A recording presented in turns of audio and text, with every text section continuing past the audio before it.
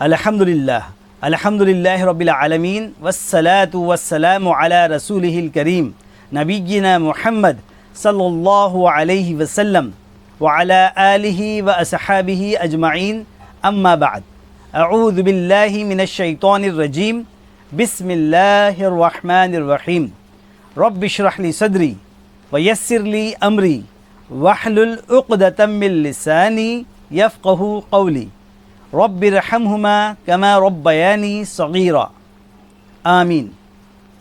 السلام علیکم ورحمۃ اللہ وبرکاتہ۔ ناظرین، آج کے ہمارے سبق کا عنوان ہے قناعت۔ قناعت ایک عظیم خزانہ۔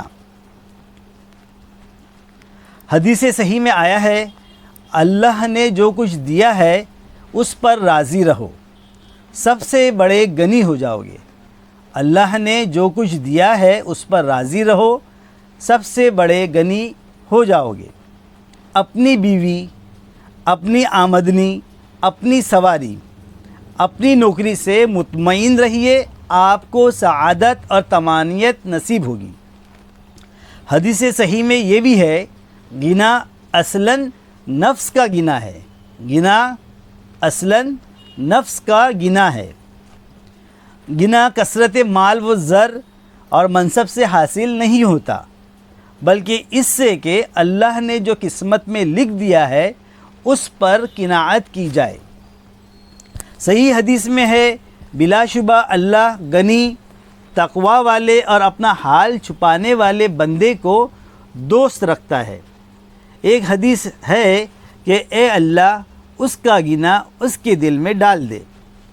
ایک نے بتایا، میں ایک کار والے کے ساتھ ہوائی اڈے سے بیٹھا، شہر کا قصد تھا، تو میں نے دیکھا کہ ڈرائیور شاداں و فرحاں اور صابر و شاکر تھا اور اللہ کا حمد و ذکر کرتا تھا۔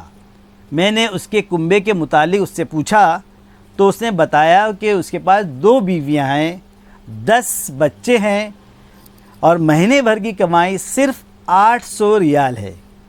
گھر میں پرانے کمرے ہیں جن میں اس کے بیوی بچے رہتے ہیں، لیکن وہ اپنی قسمت پر راضی اور خوش تھا۔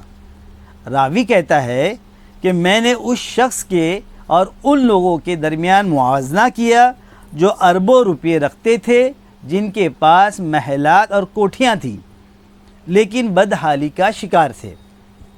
یہیں سے مجھے سمجھ میں آیا کہ حقیقی خوشی و مسرت مال میں نہیں ہے۔ یہیں سے مجھے سمجھ میں آیا کہ حقیقی خوشی اور مسرت مال میں نہیں ہے۔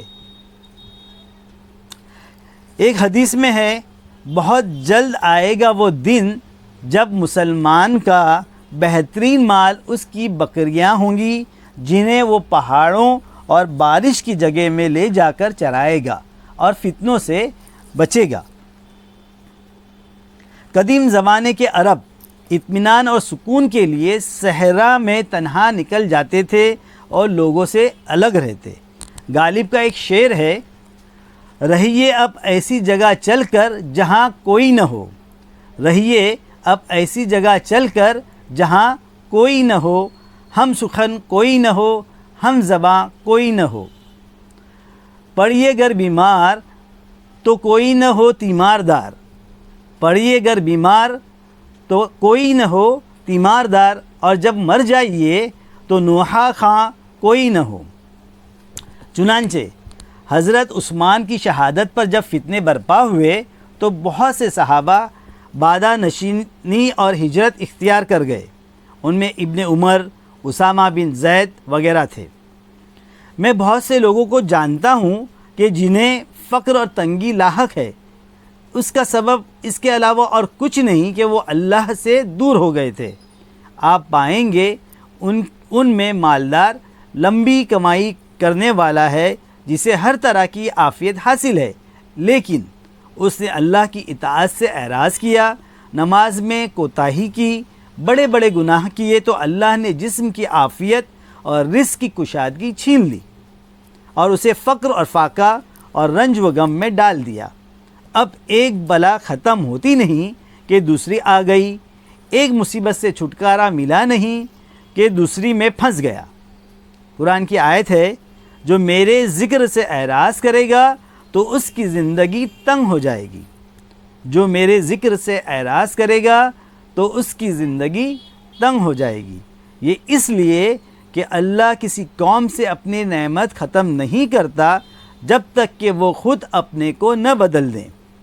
اور فرمایا، تمہیں جو بھی مصیبت پہنچتی ہے وہ تمہارے ہاتھوں کی کمائی ہے، بہت سی چیزوں کو وہ معاف کر دیتا ہے، اور اگر وہ سیدھے راستے پر چلتے رہتے تو ہم ان کو ٹھنڈا میٹھا پانی پلاتے۔ میں چاہتا تھا کہ میرے پاس کوئی جادوئی نسخہ ہوتا جس سے آپ کے رنج و بلا، غم و فکر کو زائل کر دیتا، لیکن میرے بس میں یہ کہاں۔ تاہم علماء ملت اور ماہرین شریعت کے شفا خانے کا ایک طبی نسخہ ضرور آپ کو بتاؤں گا۔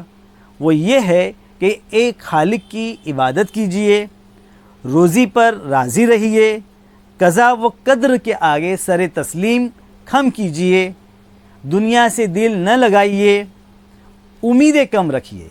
سب سے بڑی اہم بات، امیدیں کم رکھیے، بس یہی نسخہ ہے۔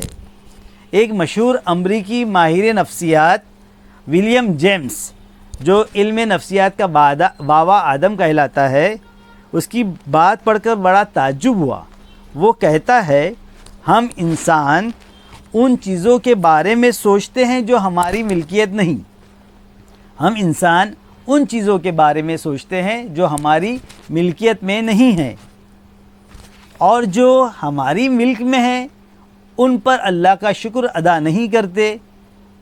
ہماری زندگی میں جو المناک پہلو ہے ان پر ہماری نظر خوب جاتی ہے، بٹ جو روشن اور تابناک گوشے ہیں وہ دکھائی نہیں دیتے۔ جو ہم میں کمی ہے اس پر حسرت ہوتی ہے، اور جو ہمیں حاصل ہے اس سے خوش نہیں ہوتے۔ قرآن کی آیت، اس کا ترجمہ، اگر تم شکر کرو تو میں ضرور بڑھا کر دوں گا۔ اللہ کی پناہ ہے اس نفس سے جو ظالم کبھی سیراب نہیں ہوتا۔ حدیث میں یہ بھی ہے، جس نے صبح اس حال میں کی کہ اس کو آخرت کی فکر تھی، اللہ اس کے انتشار کو دور کر دے گا، اس کے دل کو گنا عطا کرے گا، دنیا اس کے پیروں پڑتی آئے گی۔ اور جو اس حال میں صبح کرے کہ دنیا کی فکر ہوگی تو اللہ اس کے انتشار کو بڑھا دے گا، اسے آنکھوں کے آگے محتاجگی دکھائی دے گی، دنیا اسے وہی ملے گی جو اس کے لیے لکھ دیا گیا ہوگا۔ قرآن کی آیت سورہ نمبر 29 آیت نمبر 61 میں اللہ تعالیٰ فرماتے ہیں، اگر تم ان سے پوچھو کہ آسمان و زمین کو کس نے پیدا کیا، سورج چاند کو کس نے مسخر کیا، تو وہ ضرور کہیں گے اللہ نے، پھر یہ کہاں بہہ کے جا رہے ہیں۔ اللہ سے دعا ہے کہ وہ ہمارے دل کو گناہ سے بھر دے اور ہمیں اللہ کا شکر ادا کرنے کی توفیق عطا فرمائے۔ وآخر دعوانا ان الحمد للہ رب العالمین، والسلام علیکم ورحمۃ اللہ وبرکاتہ۔